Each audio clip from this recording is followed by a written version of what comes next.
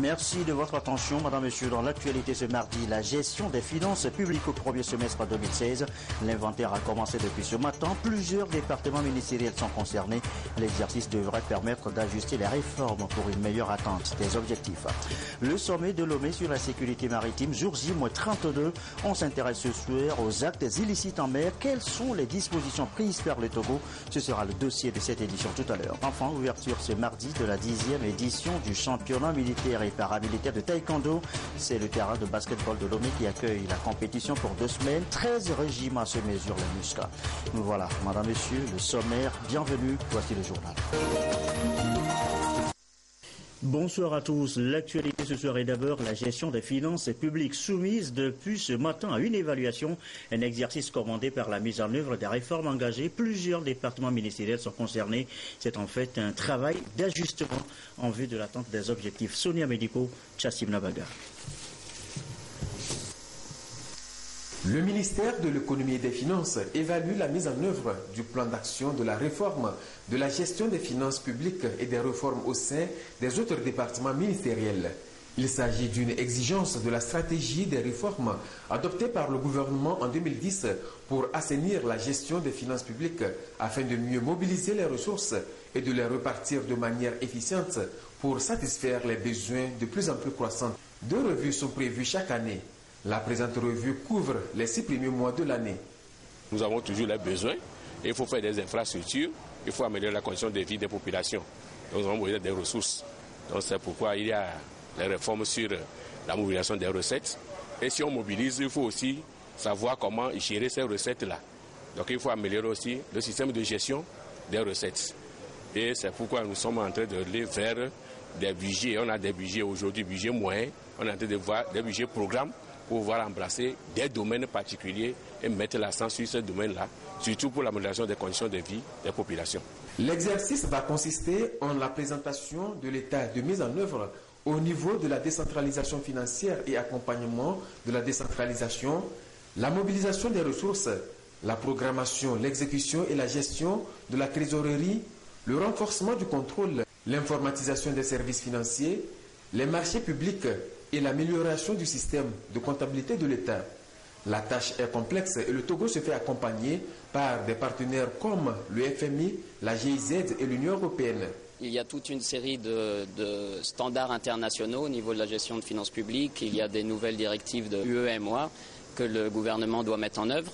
Et donc tout cela, ça demande beaucoup d'appui institutionnel et les bailleurs sont en mesure d'apporter un petit peu cette aide au gouvernement pour améliorer la comptabilité, le système informatique, la gestion de la dette, la passation des marchés publics. Le gouvernement fait de la réforme des finances publiques une priorité dans sa stratégie de croissance économique, a souligné le représentant du ministre de l'Économie et des Finances. Les résultats de cette revue technique seront versés aux travaux de la revue nationale prévue le 15 du mois. Autre exercice en cours, la relecture de la loi cadre portant aménagement du territoire. Pour votre gouvernement, bien sachez sommairement que c'est une loi dont l'application va permettre de corriger les disparités, les déséquilibres en matière de développement. Elle est donc revue et corrigée depuis ce matin. Les précisions, Kwasiglé, Arnaud Kidiouf. Le Togo dote la loi cadre sur l'aménagement du territoire des tests d'application pour la rendre opérationnelle. Les textes de décret d'application élaborés par l'expert seront examinés en interne par les représentants des différents départements du ministère de l'aménagement du territoire. Cette loi détermine les règles et les institutions de l'aménagement du territoire à différentes échelles. Au Togo, l'aménagement du territoire fait face à une problématique. Et cette problématique se retrouve à 3 niveaux de déséquilibre. Quand vous voyez la ville de Lomé, par rapport aux autres villes de l'intérieur, il y a un déséquilibre très notoire. Tout est concentré à Lomé, aussi bien les populations, les infrastructures, les équipements, et presque rien à l'intérieur du pays. Donc, ce premier déséquilibre, c'est un défi. Le deuxième déséquilibre, c'est entre les régions. Certaines régions sont mieux nanties que d'autres. Et même à l'intérieur des régions, il y a des zones vraiment défavorisées. C'est la même chose encore au niveau des villes et des campagnes. Dans les campagnes, parfois, il n'y a pas accès à l'essentiel des infrastructures socio-collectives. Donc il y a tous ces déséquilibres-là que la loi permet d'orienter les acteurs pour un développement harmonieux et équilibré du territoire national. Cette loi, qui s'inscrit dans la politique de modernisation de l'État, confère une base juridique aux actions d'aménagement du territoire. Les textes d'application, une fois finalisés, baliseront la voie à l'élaboration et à la mise en œuvre des outils de gestion et d'orientation de la localisation des infrastructures sur le territoire national. Filière café, cacao maintenant objet de beaucoup d'attention ces dernières années. Pourquoi un tel regain d'attention pour la filière? Eh bien, c'est pour la rendre plus compétitive, et ça passe d'abord par un meilleur contrôle de la qualité, la maîtrise des données de commercialisation. Un nouveau projet devrait répondre à toutes ces attentes. Il a été lancé ce mardi en même temps que la campagne d'achat 2016-2017. Sylvain Raboudjou. La restructuration de la filière café-cacao figure en bonne place dans les stratégies et programmes d'investissement agricole adoptés par le gouvernement togolais. De nouvelles mesures ont été prises dans la dynamique de la relance de ce secteur.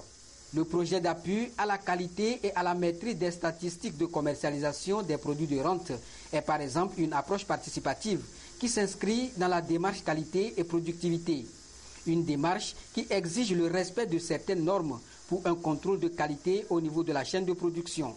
Acheteurs, exportateurs et producteurs, chacun s'imprègne des différentes orientations du projet officiellement lancé ici à Palimé.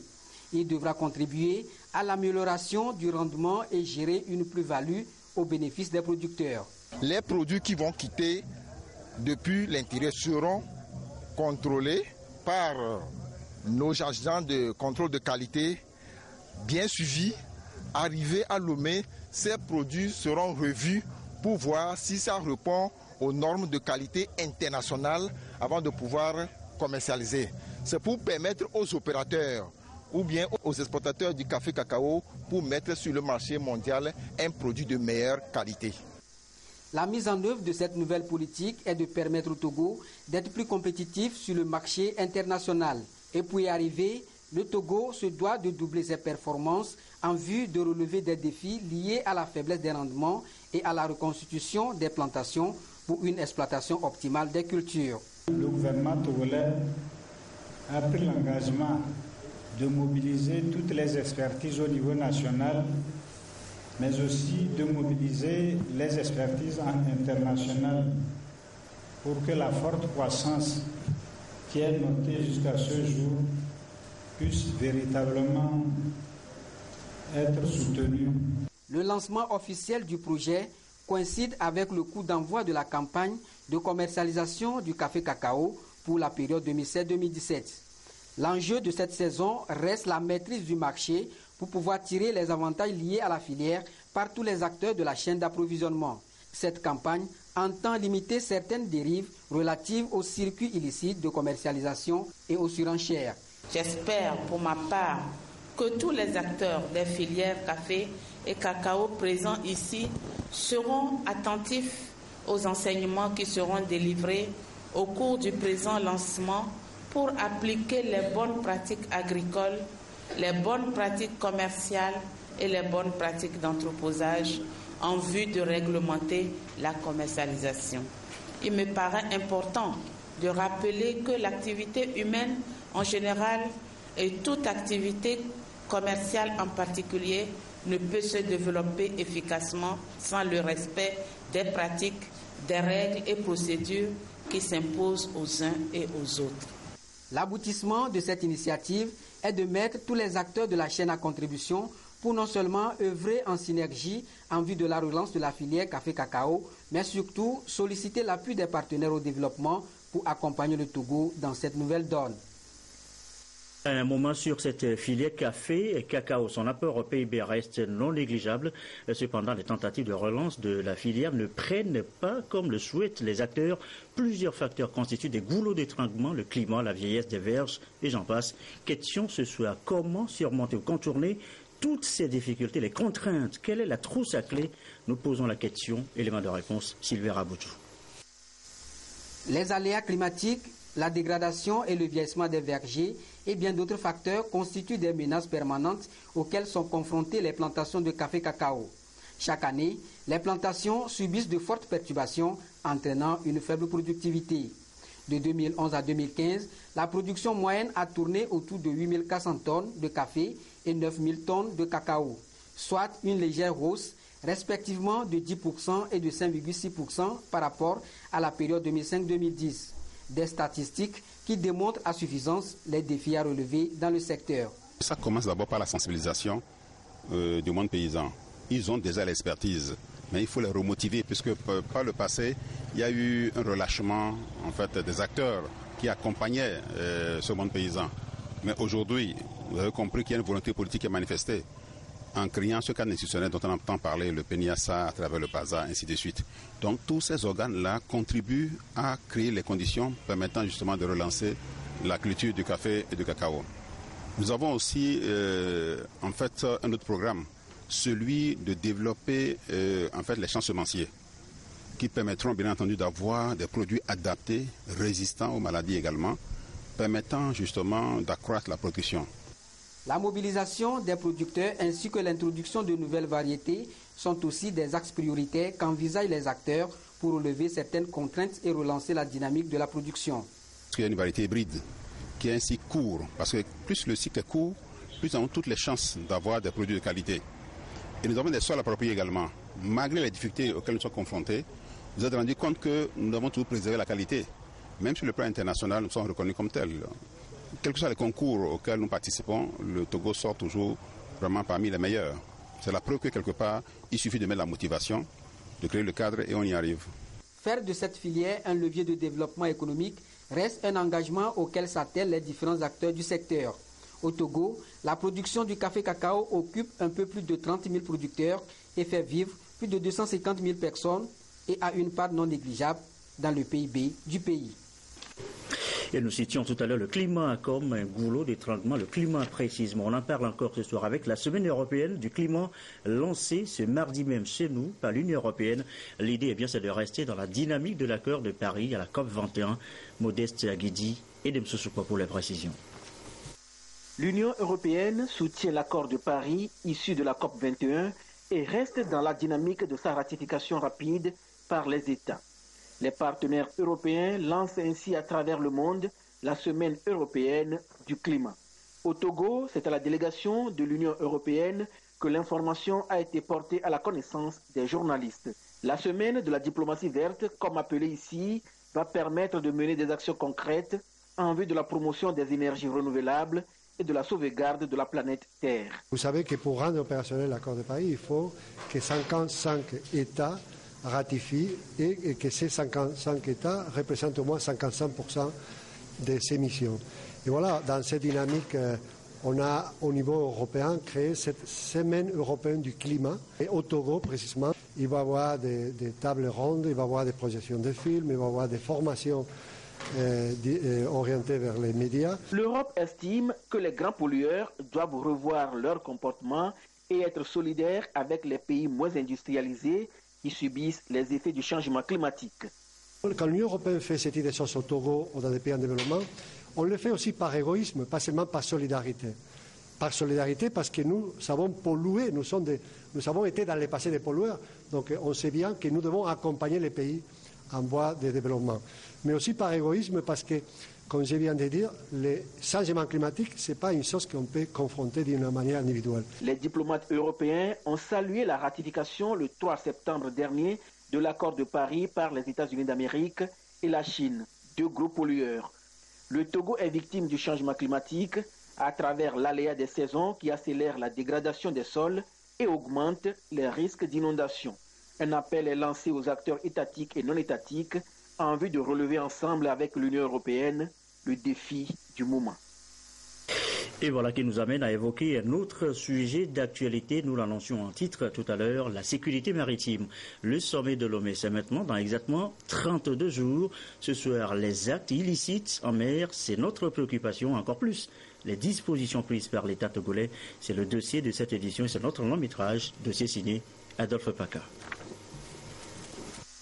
La piraterie maritime et le vol à main armée en mer la contrebande douanière, notamment les carburants, les produits manufacturés de tout genre, la drogue et la circulation des armes.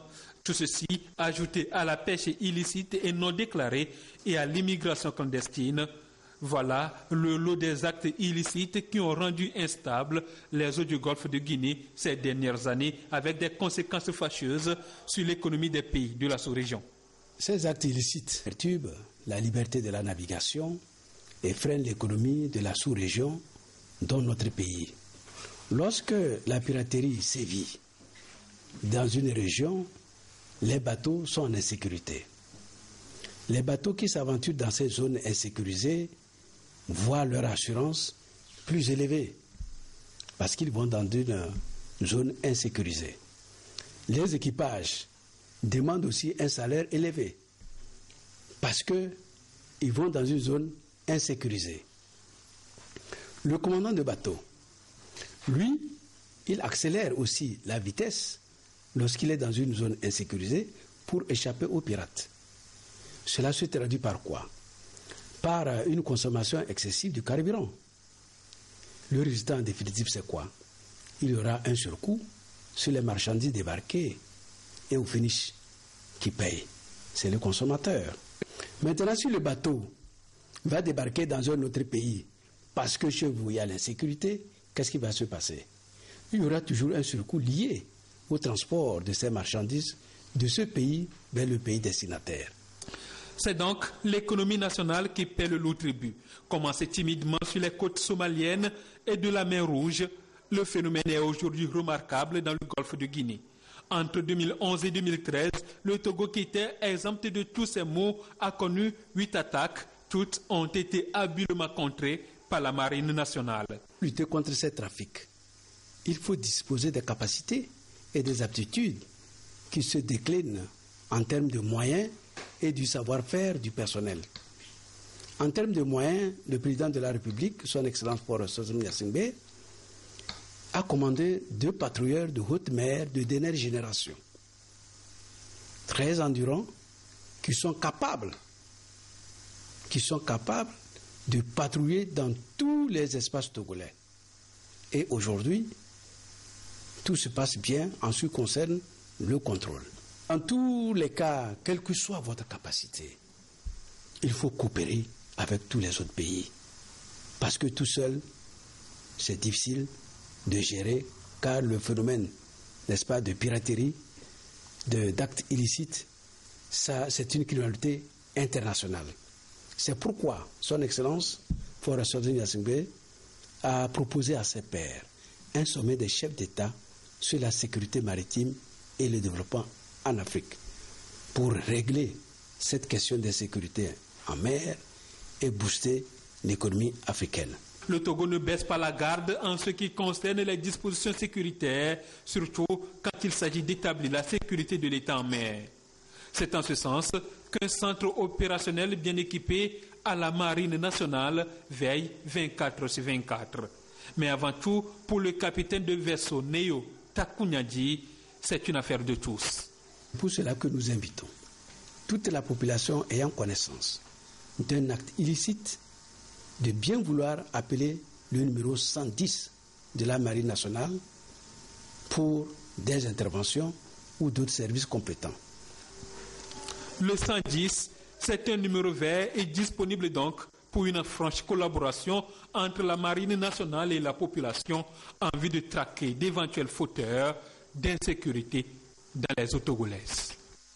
Voilà, un dossier préparé par Adolphe Baka et présenté par Pierre Soussoupo. L'actualité, c'est aussi la santé, comment renforcer le système de surveillance des maladies au Togo. Les ministères de la Santé et celui de l'Agriculture se concertent depuis ce matin. Une stratégie commune de défense devrait être élaborée. De Douaré, Koumou Boyodé.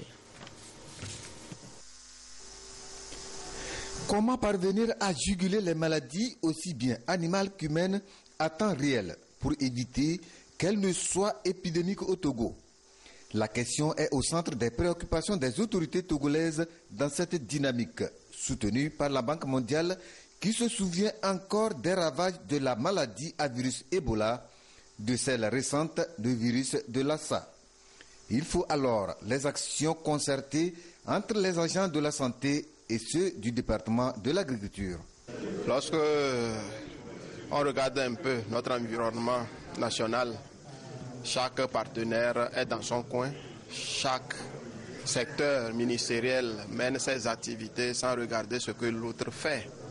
Et lorsque nous prenons les problèmes de santé, surtout les problèmes de maladie qui peuvent se transmettre de l'animal à l'homme, il est indispensable que les deux secteurs s'accordent sur comment remonter les événements malheureux sur le terrain, que ce soit des cas de maladie animale ou des cas de maladie humaine, pour que les entités techniques chargées d'organiser la riposte puissent être informées à temps. Le système de santé au Togo est appelé donc à se renforcer. Il faut élever le niveau afin de permettre une surveillance au plan national des maladies à potentiel épidémique. La prise en compte des différents acteurs y concourant explique la conjonction des efforts en vue d'une action synergique impliquant différents ministères, notamment ceux en charge de la santé, de l'élevage, de l'éducation et de la communication. Ainsi pourra être atteint l'objectif visé, à savoir consolider la surveillance intégrée de la maladie et de la riposte, à travers notamment le renforcement des ressources humaines, la surveillance et la notification précoce, le renforcement des capacités de laboratoire, la préparation de la riposte et le renforcement des capacités managériales, nationales et régionales. La démarche s'inscrit ainsi dans la dynamique du projet renforcement du système national de surveillance au profit des populations de l'espace CEDEAO. Ceci grâce à l'appui technique et financier de la Banque mondiale. Une synergie d'action, eh bien, c'est ce que compte mettre également en place 6 pays de l'Afrique de l'Ouest et du Centre. La préoccupation commune, c'est les droits de l'homme ici. Les mécanismes de protection, de promotion font l'objet de partage. Depuis ce matin, Emmanuel Adiaglo, Albertine Yakin. Savoir pourquoi la notion des droits de l'homme préoccupe tant certains acteurs et quelle en est la situation dans les différents pays. C'est l'objet de la rencontre de 6 pays d'Afrique dans le but de créer une synergie régionale pour le partage des expériences et bonnes pratiques. Le bureau que nous sommes en train donc d'animer au Togo a eu par le passé le privilège de conduire les organisations de la société civile dans différents pays, notamment le Burkina Faso, le Bénin, le Tchad, la Mauritanie et la Côte d'Ivoire. Et donc nous avons eu durant les 3 dernières années à faire un travail important pour accompagner les ONG de ces pays-là. Nous avons surtout accompagné ces ONG à élaborer des rapports sur la mise en œuvre du pacte dans leur pays. Et nous les avons amenés à Genève et nous avons élaboré des plans qui ont permis effectivement de suivre l'effectivité des recommandations du comité. Et donc c'est les participants de tous ces pays que nous sommes en train de réunir à Lomé, histoire effectivement de partager les bonnes pratiques, histoire d'insister sur le fait que le Togo est aujourd'hui un peu le centre de l'Afrique en matière donc de renforcement des capacités de la société civile sur l'effectivité du droit à la vie, de la liberté d'association, de la nécessité de ne pas torturer et de tous les droits liés au pacte. L'idée forte de cette consultation, c'est de créer un espace de dialogue entre les autorités, le gouvernement, les membres du Parlement, les commissions nationales des droits de l'homme et les ONG. Selon le directeur de cabinet du ministère de la Justice, le Togo s'est engagé depuis des décennies à faire du respect des droits de l'homme et de la consolidation de la démocratie un des axes majeurs de sa politique de développement et dans l'optique de construire une société éprise de paix et de dialogue. Pour M. Innocent Kosivi Agbetonio, le Togo a adhéré sans réserve aux principaux instruments normatifs des Nations Unies sur la protection et la promotion des droits de l'homme. Il exhorte en ce sens les organisations de la société civile à apporter leur contribution dans cette œuvre commune de promotion et de protection des droits de l'homme. Il est 20h24 à l'étranger. Le dialogue politique au point mort en République démocratique du Congo. Une frange de l'opposition avait accepté, vous le savez, de participer à ce forum proposé par la majorité présidentielle et censé permettre au pays de sortir de l'impasse électorale. Mais les anti-Kabila ont décidé de suspendre leur participation. Ils accusent en effet les partisans du président de tout faire pour retarder une présidentielle qui doit se tenir avant la fin de cette année. Le Gabon maintenant, le Gabon suspendu à la décision de la Cour constitutionnelle saisie par l'opposant Jean Ping qui conteste, vous le savez là aussi, la réélection du président Ali Bongo.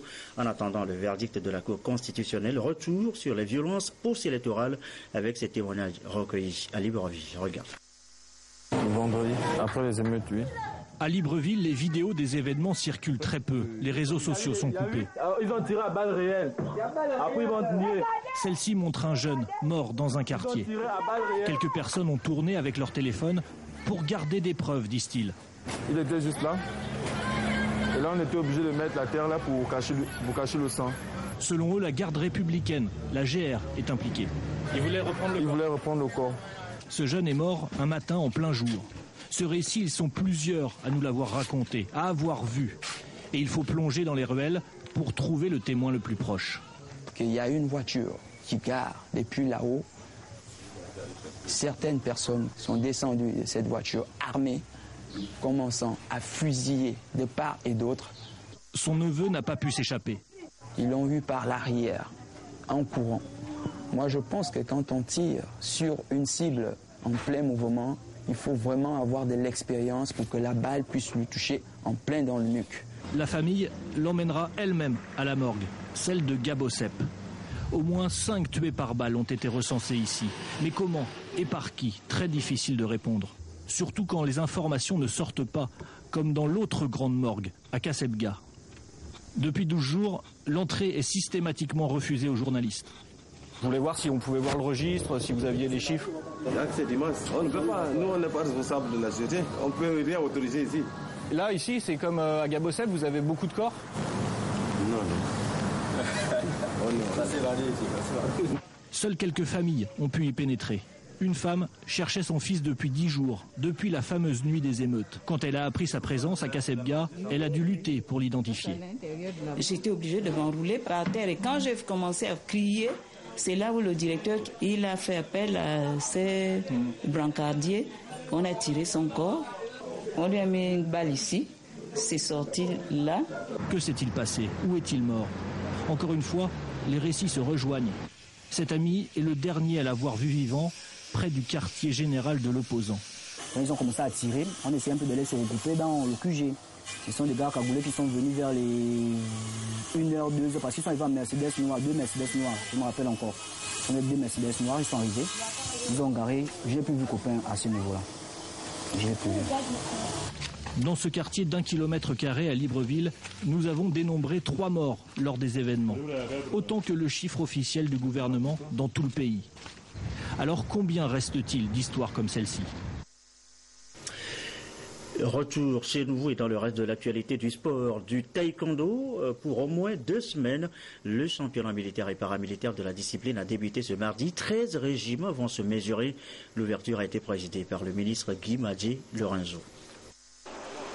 Après le défilé des équipes militaires et paramilitaires participantes, place au discours de circonstance.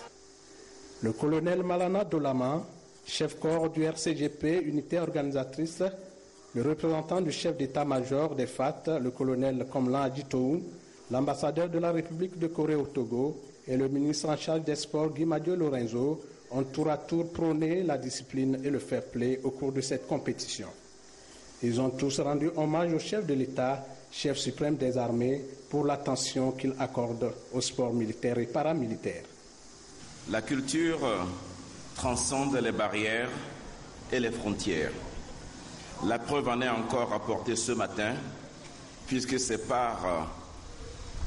un pan de la culture ancestrale coréenne que nous célébrons ce matin à travers le 10e championnat militaire et paramilitaire de taekwondo. Le taekwondo est devenu une discipline olympique et nous sommes fiers que des frères africains aient fait briller le mois dernier les couleurs de notre continent aux derniers Jeux olympiques à Rio. Je voudrais dire aux athlètes qui sont devant nous aujourd'hui que vous allez compétir, mais durant cette compétition, veillez à garder à l'esprit les valeurs du taekwondo et que la compétition soit belle. Nous tenons à travers ces championnats, fortement soutenus d'ailleurs par la communauté coréenne installée au Togo, une occasion de plus pour faire avancer ce championnat.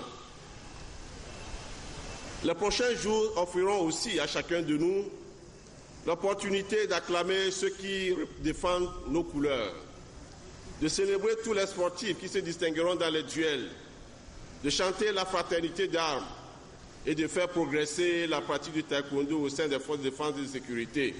Tout triomphe pour atteindre sa plénitude et susciter véritablement admiration et acclamation doit reposer sur des fondements vertueux. À cette occasion, la Fédération togolaise de taekwondo a décerné un diplôme honorifique de 5e dan au ministre Guimadio Lorenzo pour ses efforts en faveur du sport au Togo. Un important lot de matériel de taekwondo a été remis à la Fédération togolaise de la discipline. Les compétitions ont démarré ce jour avec les combats dans les catégories des moins de 67 et 80 kilos. Chez les dames, Adja Meza de la gendarmerie nationale a dominé Peu Meza de la marine nationale au deuxième tour par 14-1. Chez les hommes, Nyanya Nyatou du RCGP s'est imposé devant Kabana Abalo de la marine nationale également au deuxième round par 16-2. Et voilà, un reportage de Martin Sandali Mankoubi. Ainsi se referme cette édition du soir. Je vous souhaite une très belle soirée.